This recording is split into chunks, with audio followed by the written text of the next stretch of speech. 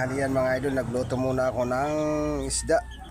Binili ko to, halagang 30 pesos lang ito mga idol. Nabili ko ito, yung isdang kikiro mga idol, kikiro. Ayan, nilagyan ko na ng asin yan. Ayan, lagyan ko ng asin, kikiro yan mga idol, kikiro. At saka itong balanak, ginisa ko muna tong pagluto ng yung tinula kong ito yung balanak na isda. Tinula ko prinito ko muna mga idol. Tsaka linagyan ko ng kamatis, sibuyas, siling green, tsaka luya. Ayan mga idol, para medyo masarap-sarap mga idol, pang tanghalian namin yan. Tinula. Ito na paksiw para mamayang hapon na to, pang mamayang hapon. Ayan.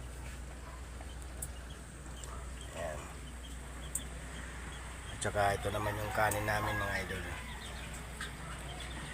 Ito. Mamaya makikita nyo yan mamaya, kasi papakita ko sa inyo to. So hanggang dito lang muna tayo mga idol. Paki-follow na lang po at paki-share na lang po ng live ng video natin mga idol. At maraming salamat po sa inyong lahat, sa mga nanonood, sa mga followers ko, sa mga viewers ko po. Maraming salamat po sa pagsuporta niyo sa akin. Goodbye.